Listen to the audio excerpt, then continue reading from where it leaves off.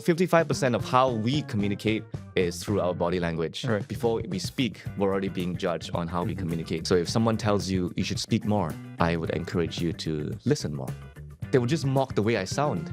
And for me back then, it was like, as an immigrant and you experience this firsthand, it kind of changes your perspective a little bit. The most powerful thing in communication is actually not you saying anything, it's about the pause. I used to be bullied for my speech, and now I speak for a living.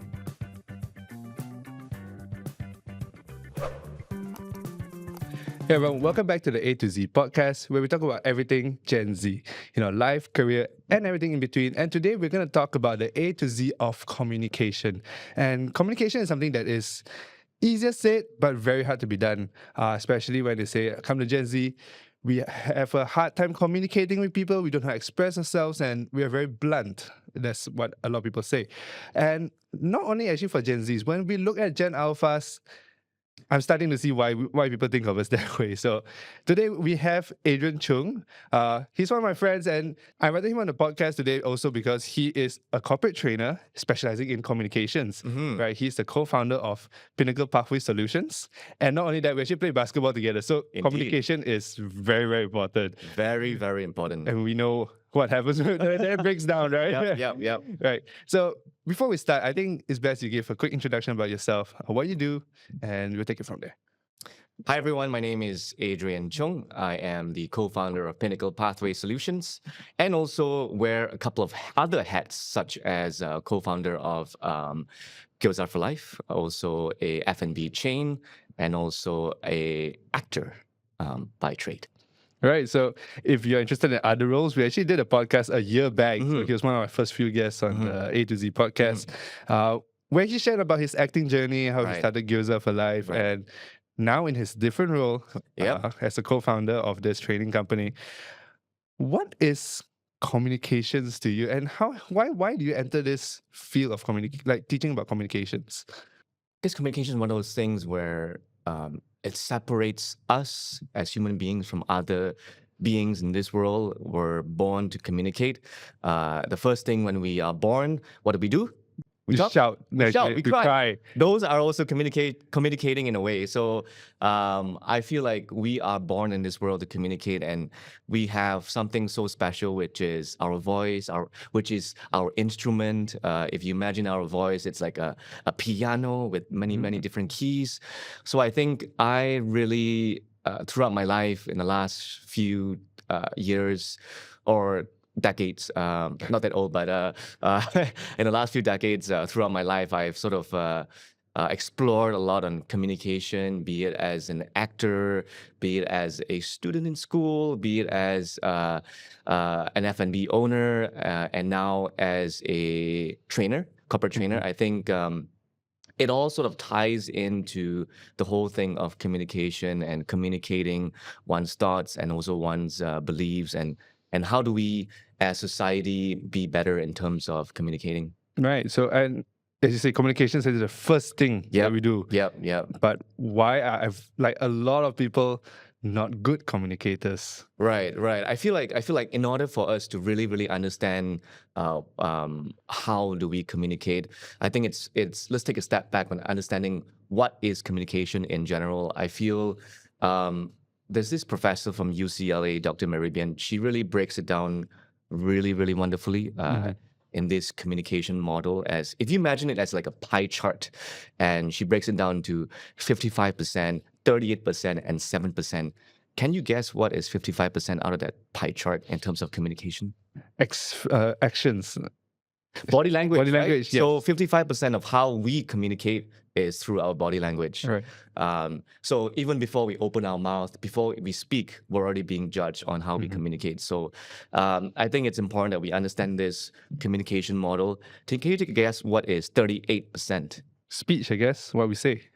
Yeah, more so on how we sound, actually. Okay. So our voice and tone is 38%, and at 7%, words still do matter. So at 7%, it's your spoken words. So if you break it down into this communication model, 55% is based on our body language, 38% is based on our tone and how we sound, and then 7% is our spoken words. So if we really understand this communication model, then we can identify, what are the things what our tendencies are, which do we sway more, and how do we improve the other parts that we lack. So the first thing to actually be a better communicator is actually being aware Yeah, of how you communicate. how we communicate is. And I just want to do a very quick exercise right here. Right, So, right. Like over here, like with me right now. Right. Maybe if we've seen the Right, past like 5 minutes. right. What are some tendencies that I do, and maybe you can break it down? Well, you tend to sway to your side a lot, and also have your hands out quite a bit. I think you do quite a good job in terms of using both your voice and also your hands. But I think what we can do is we can maybe have you sit straight. Oh, okay. There we Yeah, I go. should sit straight. Then there's this very popular communication guru. She mentioned something about how confident you look is based upon the distance between your earlobe and your shoulders. So if Okay. you have a good amount of distance between your earlobe and your shoulder, that shows how confident you are and how confident you might sound because of how you sit and how you portray yourself body language wise. And so I really enjoyed that thought and that idea, and it actually based on research as well. She based her research on a paper as well, and they found that pretty much how you communicate starts with body language. Right. And yeah. I'm curious, the distance is it nearer the better or the further the better? Further, so the distance between your earlobe and your shoulder, the distance, how far it is important in terms of how you communicate, how confident you are. If you're slouching over like this, it shows that maybe not so much. If I'm down like this, would you trust me? No.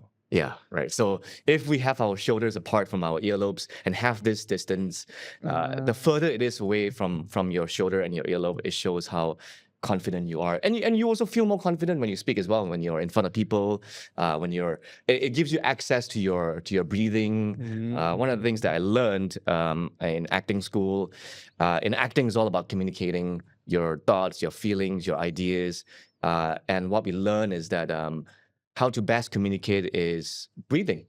Okay. Because if you don't breathe, then you forget your lines on stage. And when you forget your lines on stage, you just can't function anymore. So what our acting teachers always does, and my voice and speech teacher always does, is help us access this wonderful, wonderful lungs that we have and really access all the breath that we can take in order for us to be able to generate our thoughts more naturally and really make full use of this space that we have here.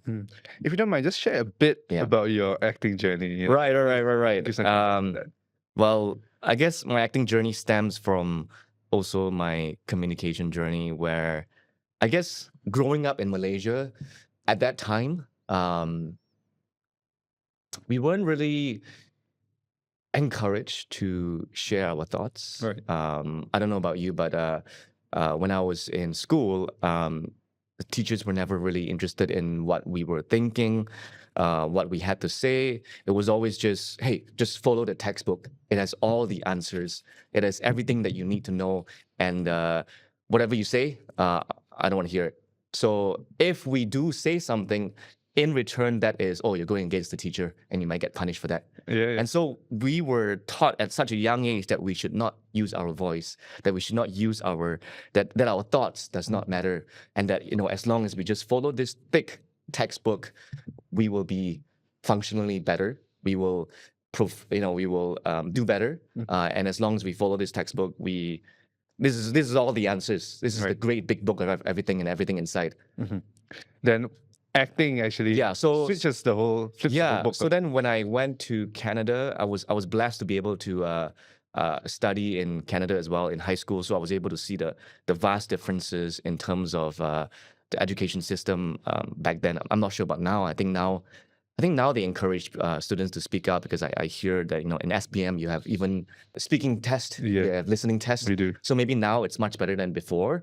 But when I was in Canada, what really struck me in the high school education system is that everyone is encouraged to speak up about what they think. And so when I went there, I had a lot of trouble in terms of expressing what I thought.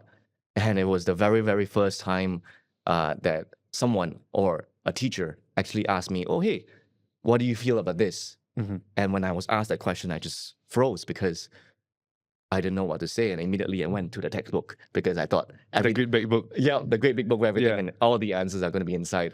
So that was challenging at first, but I guess with just like everything, practice really helps. And so, as your teachers, that's why teachers are so important. They can be your role models. They can help encourage you to speak up, help you feel comfortable, help you feel confident. And the more my teacher asked me how did I feel about this certain piece of history that happened in Canada, how did I feel about this situation in a novel, how did I feel about The Great Gatsby, reading it, generate more thoughts in your mind about how you really actually feel and that your voice actually matters and that your opinion actually matters. So then it segue into that got me curious in terms of like how I communicate, how I would actually sound.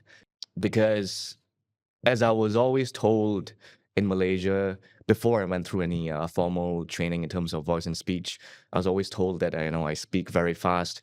Nobody can understand what I was saying, and so I was always very self-conscious about how I sound.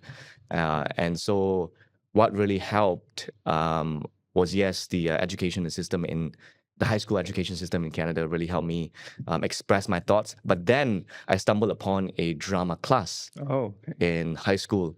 And that really was the game changer in terms of like, whoa, I finally am able to access the voice that is hidden inside of me that was back then that was always told, oh, I don't want to hear what you say because you sound too fast. Oh, I was always getting dismissed because of how I sound.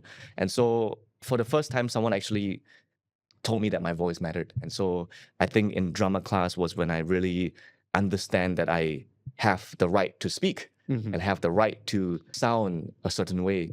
And that got me interested in acting. And when I was in university, supposed to go into architecture, but in the first year of architecture, I also took a elective course on introduction to acting, and that really changed my life. I was assigned to my voice and speech coach, Right. who was instrumental in helping me figure out my voice. I remember the first thing that she did was in one of our private sessions was get me to sit down and get me to read a book. So read a book, and she would just observe the way I opened my mouth and the way I created words with my mouth, and automatically she was like, "First things first, you're not opening your mouth big enough when you speak." I think that's the problem with a lot of people. They tend to mumble. Yeah. And that's a problem with a lot of Malaysians as well, as I observe, is that we don't open our mouths big enough when we speak. So words are not heard clearly, and that we tend to stutter sometimes. So we tend to mumble upon our words and combine them together. And so sometimes we tend to not be clear. And so she caught me and she was like, you're not opening your mouth big enough. Let's do some activities that will help you open your mouth big enough when you speak. And one of it was, those wine corks? Yeah. Those wine corks. She was like, oh, put it in between your mouth. Put it in between your mouth. And you see that gap in between your mouth? Now read the book. So then I would have the cork in my mouth and I would read the book. And slowly as you practice, you would sort of create a gap in your mouth. So whenever you speak, you would always imagine this cork in your mouth. Right. And words will be able to flow out more smoothly and words will be able to be understood. And also that the most important thing is that you can breathe. We tend to jumble upon our words because we can't breathe. So if we're able to access this whole instrument that we have, which is our body and our voice and our mind, then speaking would be much more easier and much more confident in our speech. Yeah. Right. So before we move on to the next part of what we're going to talk about, I'm actually very curious. Have you worked with any like famous actors or actresses that you might know about? Yeah.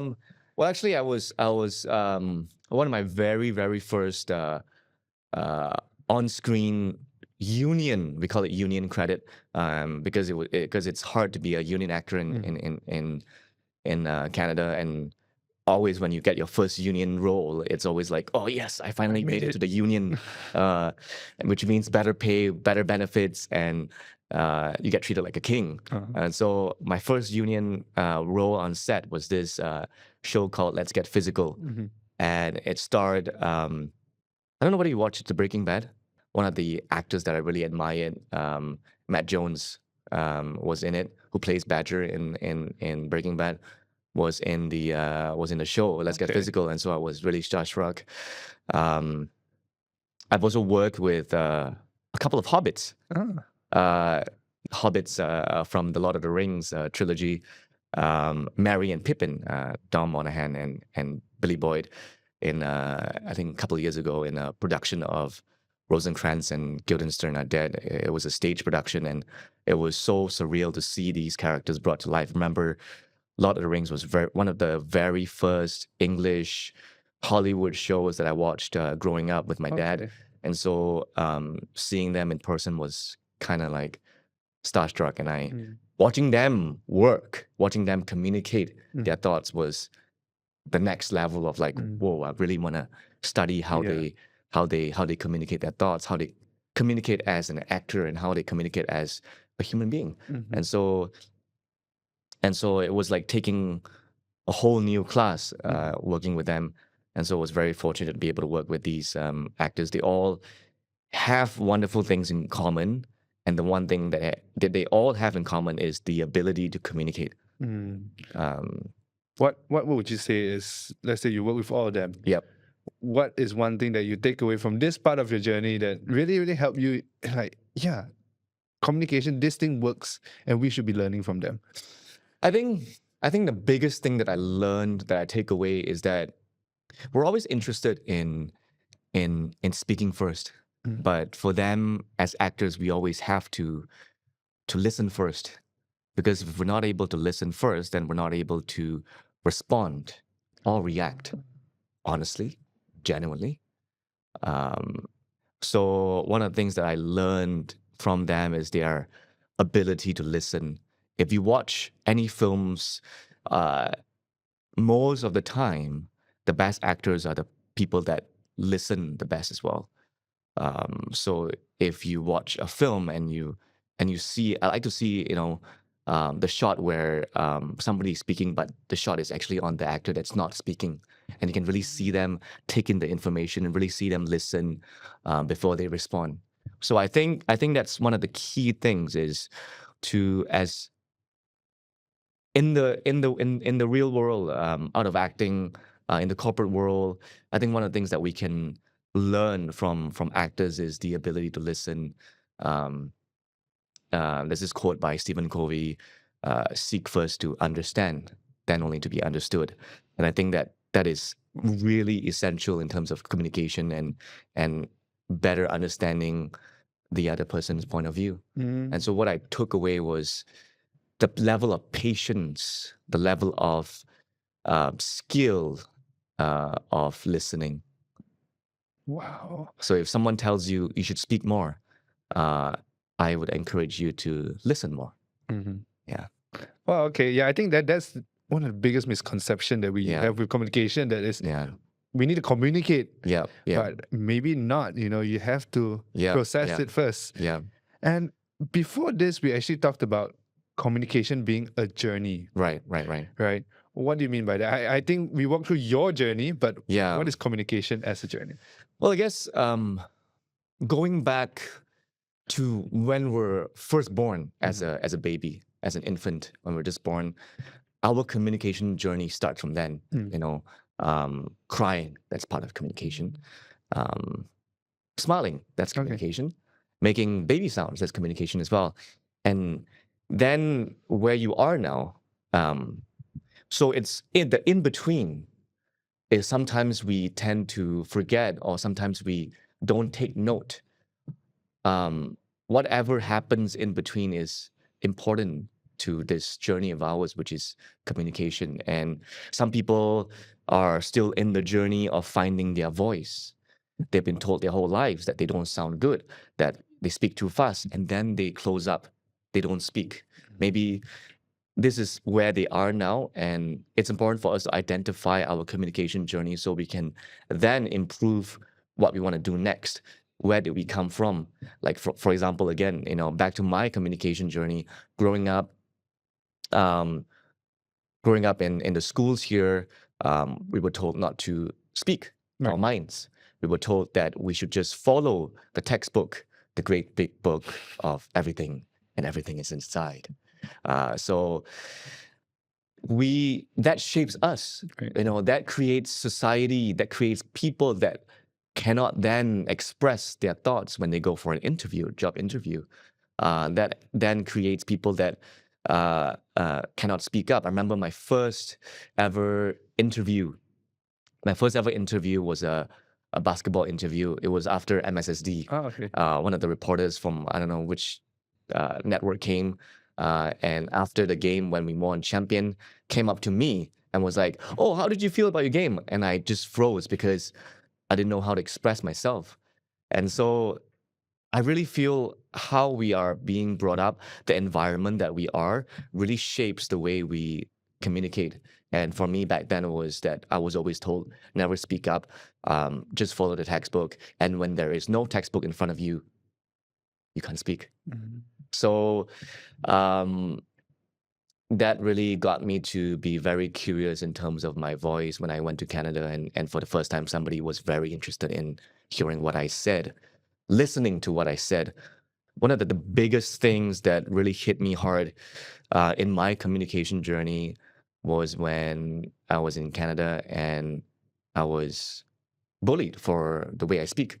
Oh, Back then, I haven't explored the whole world of acting and voice and speech yet, and fresh off the boat, as they call it, to high schools in Canada. At that time, I was probably one of the very few, maybe handful of Asian kids in my high school.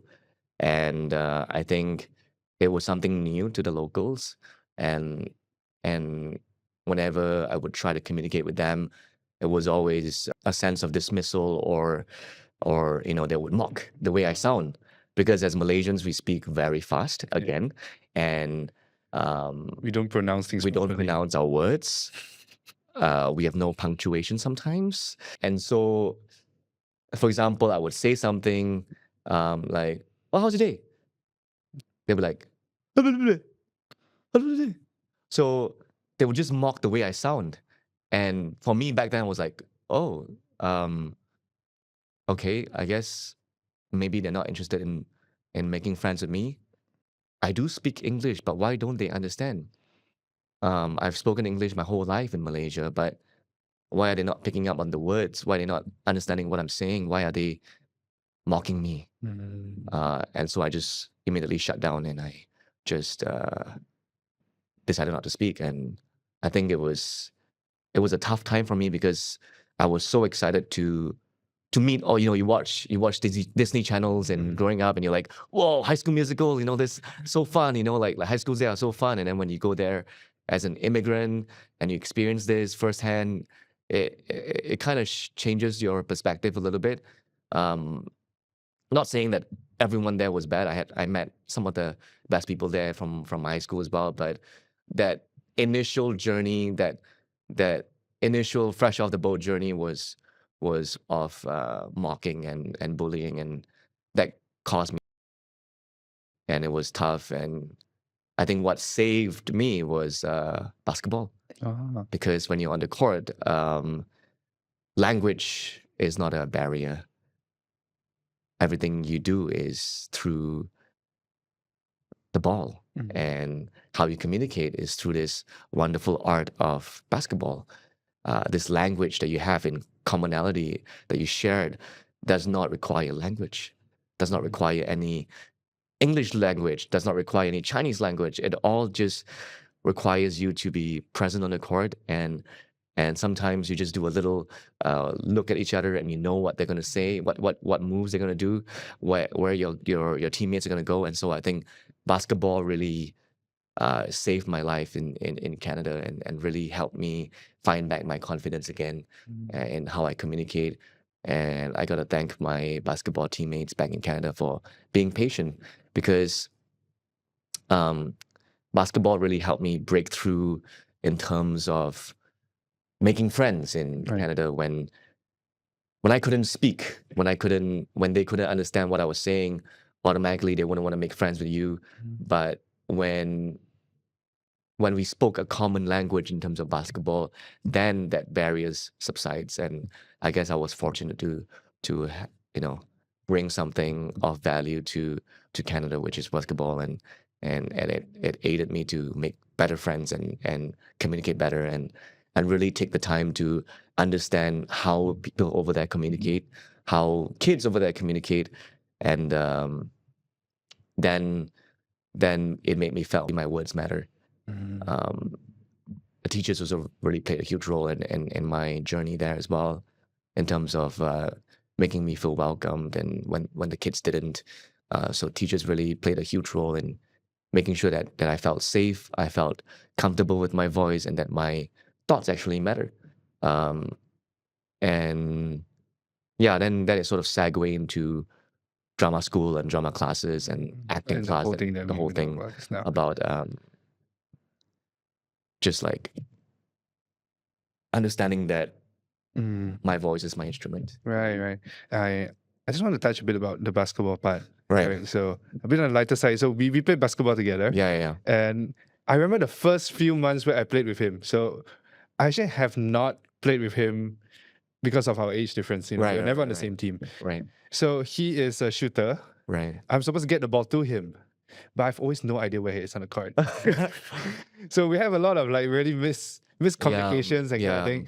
But after a few months, we played for a year now. yeah, yeah, It's a yeah, lot better. yeah, yeah. And I think with even in corporate communication, it's the same thing. Right, We are getting everyone to speak the same language, right. but then you don't accept people. You don't try to understand how they speak. So like in basketball, is I need to understand how he runs, what's his tendencies. Right. He needs to know when I look up, when I'm aware of him, and Yeah. tell him I'm at Yeah. this spot, kind of thing. And how does that, how can we actually cultivate that in the corporate sense? Let's just put it in that way. Going back to the idea of, growing up, we're told not that, our thoughts are not important, our that we just have to follow the book. So that plays into how when we work as well, we then don't communicate. Mm. So I think it's important that in the corporate setting, that we cultivate this culture of speaking, Mhm. not being afraid of opening your mouth, because we're so we're so we're built on this idea that if we open our mouth back in schools, that we would get punished. And so I think it's important for leaders to then cultivate this culture that whenever your employee opens their mouth to say something, that they take it, seriously, and that they take it into real consideration. And going back to the whole idea of just being there to hold space for them and to listen, I think then we can slowly explore, what really communication means. But I think it all starts with allowing people to open their mouths and to Right. speak. I think with now modern workplace culture, we got Yeah. this. Yeah, the boss will kind of say, "You can speak freely with me," Yeah, or yeah. your supervisor, Yeah, yeah, right? yeah. But in corporate, that might not be the case all the time, Yeah. especially when things get, Yeah, yeah, becomes a pressure cooker, yeah. right? How do you address that in the workplace? So I think the one of the very first things that we always do in our trainings is I like to do this thing where we open the session by greeting each other. Right. It all starts with the very first thing that we do in the morning when we see each other, Mhm. greeting. Okay. Greetings is in our culture. We say good morning to our family members. We, during Chinese New Year, when we go back, we visit our family and friends. We say, hello. We say, 恭喜发财. We say, hello, auntie this. Hello, third auntie. Hello, fourth auntie. We have this culture of greeting. Same like other cultures as well. They have selamat pagi, selamat petang, selamat malam. So we are built with this culture of greetings. And so it's important for us to also then bring it to work. So if we start our day with bringing this sort of level of respect, this level of positivity at the very beginning, then it will then trickle down to the effect of, oh, the barriers are down. My boss just said good morning to me. They don't just walk past me with like a serious face. my colleagues, come in. We all greet each other. We have a short catch up session about a day. We built this culture of having coffee together in the morning. We greet each other really, really sincerely. So then all that barriers go down, and that leads to more communication because it all starts from what we do and the first thing we see each other. And I think I would always encourage companies, colleagues, leaders to always start with the first thing that you do when you step into your office Mm. and how you treat the people next to you. What's the first thing that you say to your colleagues is so important, and that sets the precedence for the entire day Mhm. or the entire journey that they have with you. Right. And I think just want to push this a bit is that when things are doing rosy, Right, when it's good, everyone is, right, all positive and right, everything. But when things are not so right, good, how do you approach it? When you really have to put your foot down on the hierarchy of things, you at the end of the day, that person is your boss, that person right. is your manager, Mhm. right? How does communication work then? There's a lot of books about leadership. Um, One of the things that really struck a chord with me is Simon Sinek's book of Leaders Eat Last. I think it's upon our leaders, our managers, to create this safe space for our colleagues, for their subordinates, and it all starts with the leaders setting a good examples. And in Leaders Eat Last, you will see a very prime example of what Simon Sinek's example is, where he is very curious on why Nelson Mandela Mhm. is one of the universally well known as one of the greatest leaders in the world. And so he did a research on Nelson Mandela, and what he found was that why Nelson Mandela was such a great leader was because of his dad. His dad was a tribunal leader, and whenever every morning the dad would hold a meeting with everybody, and they would sit in a circle, and the dad would be the last to speak. So the idea of the practice of letting everybody speak first, then only you speak, really then encourages this safe space that we all want to have in our corporate world. And I think it's on the leaders, it's on the managers to create this safe space for our staff, so that if we do have any friction, they can then safely come to you and they can share your thoughts, and we can have this solutions mindset driven, where there is no beef but only let's solve this. How can we approach this? How can we communicate better to ensure this mishaps does not happen again? So then the whole organization will be about working together as a team, and not just working individually and having individual beefs, but rather coming together and as one, and really making everybody feel that they are whatever they have to say is of weight and of importance. And I think it starts with the top. It starts with the top. That's, I mean, in my opinion, it starts with the top, and leaders have to create a safe space for their workers and their subordinates in order for there to be less friction and less thorny in the bushes. But what if we flip the role around, Right, right? Sometimes we are the one in the position and we can't change our leaders. right, right. What can we do As stuff. as staffs? I think the whole idea of that's one of the things that we also do in our trainings is we try to to get everybody to cheer for one another. Um, it could be as simple as making sure that every single day, although yes, there might be stuff that is going on, friction that's happening, but always start the day and end the day with something of a positive note.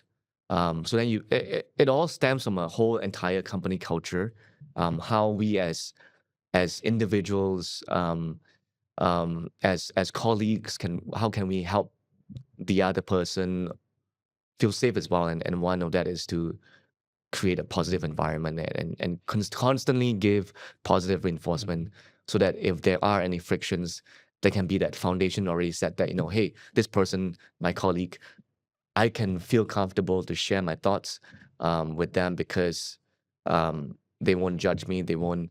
Um, they won't create an unsafe space for me to not be able to share, Criticize won't you. criticize me, and they will all take it in with open heart and open mind. So I think everyone plays a role in creating Everyone, that workplace culture. So if your superior or manager is not being Right, a right, good leader, right, you can take it on yourself and right. hey, let's Yep. set the tone. Everyone is a leader in themselves as well. We all have a leader in us. Um, every action that we do also serves as a certain leadership thing that we have in us, be it, you know, helping that person, checking in on that person. Hey, I see that you're a bit stressed. Is everything okay?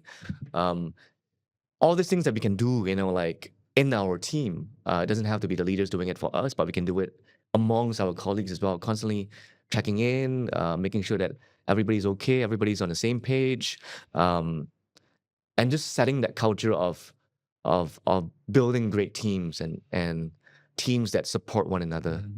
So I think takeaway here is that Yeah. a great team is not just one leader, Yeah, yeah. but is everyone leading in their Everyone, own yeah, unique way. yeah. Right. And speaking about unique ways, there's very different styles of communication. Right.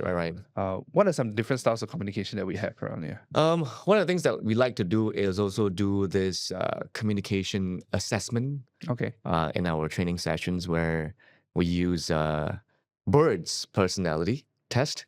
Okay. We call it DOPE, DOPE. Oh, dope. Nice. D D stands for dove, O stands for owl, P stands for peacock, and E stands for eagle. So it's important that you know which bird you are, but also it's important to understand which bird your colleagues are as well. So then that helps you be able to communicate more effectively with them. So pretty much dove, you are more of a feeler, you're more sensitive to feelings, you're you're more you're more peaceful, Empathetic. empathetic as a dove. With an owl, you're more factual. You want all your facts. You're very wise. You listen more. With a pea or a peacock, you're very showy. You like to be loud. You're more louder with friends, with your colleagues.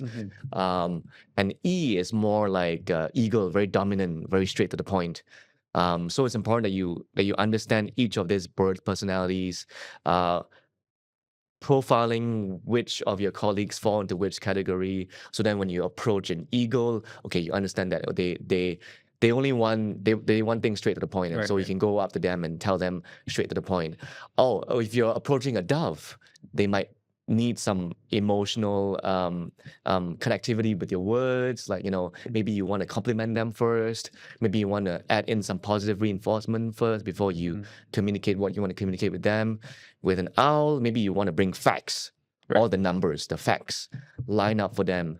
And with P, you want to be able to make them feel good first as well. Like you want to make them feel, because they're you want to make them, very yeah, important. yeah. They want to flash their colors, right? So you want to make them feel colorful first before you communicate with them. So it's all these things that you can that I would encourage you to profile your colleagues and even your family members as well. Okay. You can also use that. Understanding how your family members communicate, then you can also effectively communicate with them. Yeah. I'm curious, does anyone actually don't work well with the other one? Like you try not to put them in the same room together. I feel like no. I think there is always a way for everybody to get together. That's why it's important for you to understand where that person falls into. Then you can either flex your colors, or you can minimize a little bit. Maybe this person is an eagle, your boss is an eagle, you are a peacock. You know that your boss doesn't like you to flash too much of your colors, so then you're able to then tone it down a little bit, and then go to them with a more straightforward solution mindset driven sort of way of communication. So I think it's about identifying who falls into what category and how you then use these information to your advantage when you even before you approach them. So it's all about preparation on how you're about to speak to that person. Like if I know that you're an owl, again going back to the facts, the more towards the numbers, more towards the factual things. So I maybe data driven. I know that you would know your facts, so I don't want to give you any I don't want to bullshit you. Yeah. So like uh, really understanding and identifying each of these categories, who these people are in these categories, then you can structure your conversations with them in a more effective way, in a more engaging way, so that you won't have all this friction and you won't have all this. Yeah, I don't understand what he's saying. It's always very annoying. Always like to flex his colors. Um, yeah, Okay, so this is a personal question of mine. yeah, Okay, so I think we can easily deal with, let's say, owl, bring data in, right, right? Dove, okay, emotional, be empathetic, right, try to right, understand where they're coming from. right. Eagle, very dominant and, Yep, I want things done. yep, yep, We know, yeah. results driven. Results driven. Yeah. Peacock, how do you deal with ego? How do you deal with, that is one of the harder ones, I feel. Right, right, right. I guess going back to the whole idea of again, everything stems from patience and kindness. I think it's important that we always practice that. Again, one of the things that I brought from acting to the corporate world is the idea of listening. So if you have a peacock colleague of yours or friends of yours who likes to flex their colors, who is very egoistic, very a bit arrogant sometimes. There's many ways to go about it, but I think one thing that you can do in general is to, acknowledge we have this formula that we like to use. It's called ARA, RARA, acknowledge, reflect on the emotions, and then add meaning to the response. So for example, if a peacock's coming to you and telling you their whole grandmother story about stuff, how you would use ARA is, hey, thanks for sharing. Really means a lot that you're opening up to me, you're sharing a lot with me. I understand you're feeling frustrated because your grandmother is always talking above you whenever you're trying to speak. Did I get that right? So then you encourage them to share more, and you encourage them to feel that they are being heard, that they can let down their ego and they can let down their colors and talk to you without those colors flexing up. So there's many ways that you can go about talking to a peacock, but one of the ways is to always approach it with empathy and patience, and that will lead you in a long way. I would say, can I put it this way? Yeah, yeah. Dealing with a peacock is actually very similar to dealing with dove. Dove is the only difference between a dove and a peacock is that dove is a bit more quiet. Peacock is more flexing. They are very loud. They But tend to the be one that very loud. emotional. Emotional wise, dove tends to internalize it more, whereas peacock tends to externalize it more. They tend to show it more, whereas dove is always in their mind, in their thoughts.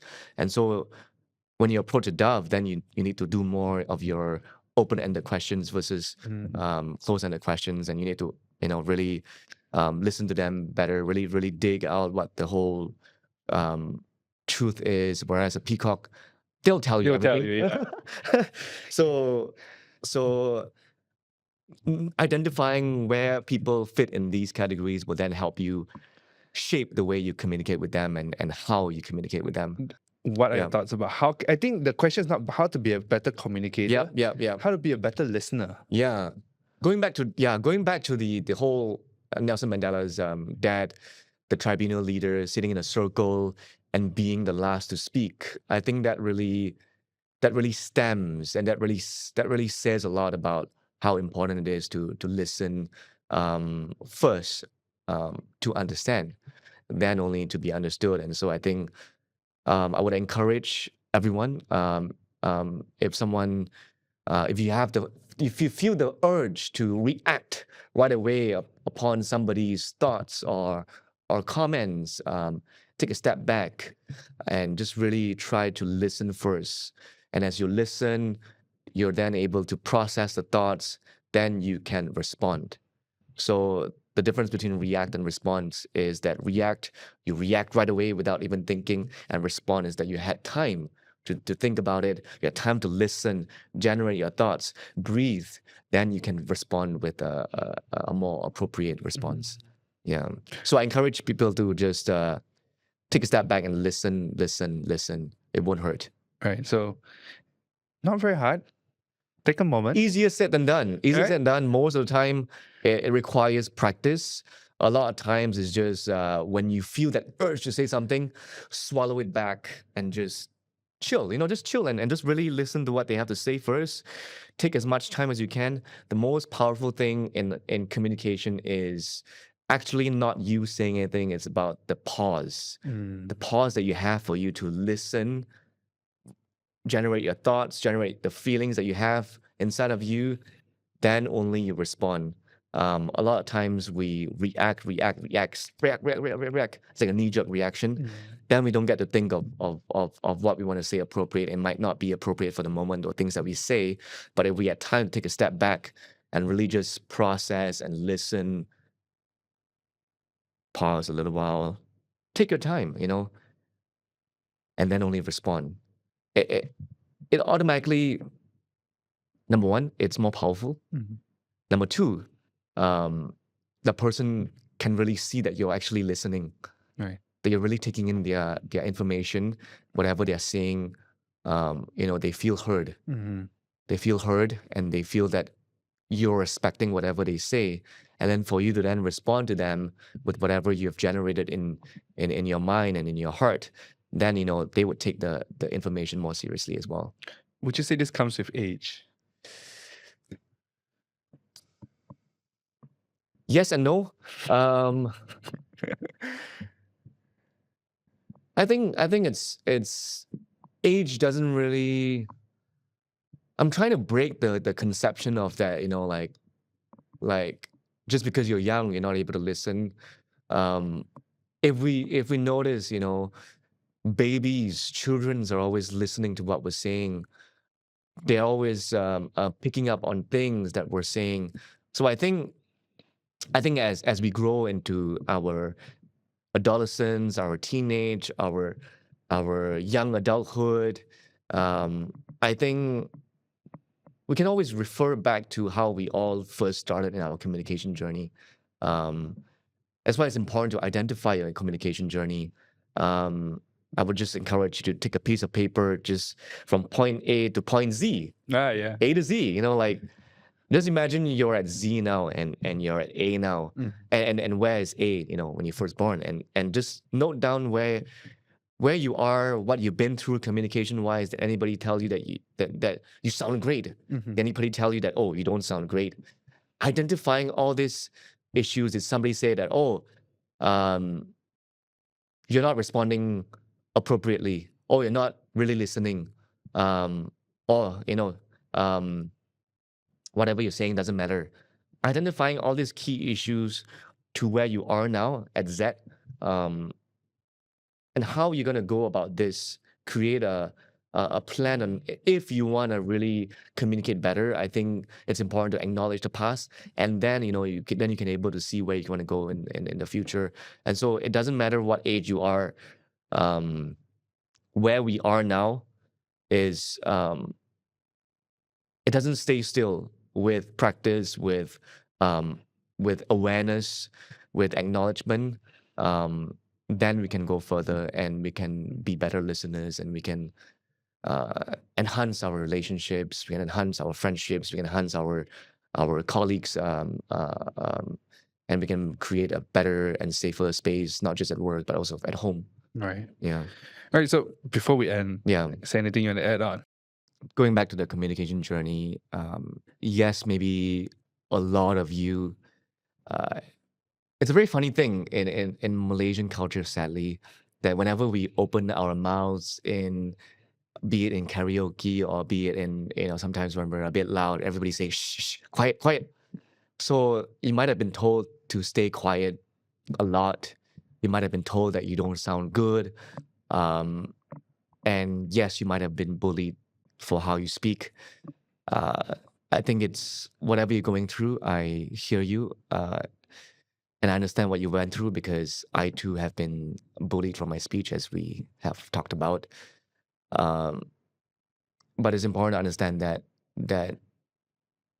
we will get through this. You will get through this, and just like how I was and how I am, um, I used to be bullied for my speech, and now I speak for a living. All right. Thank you so much for watching, guys. I will see you guys in the next video.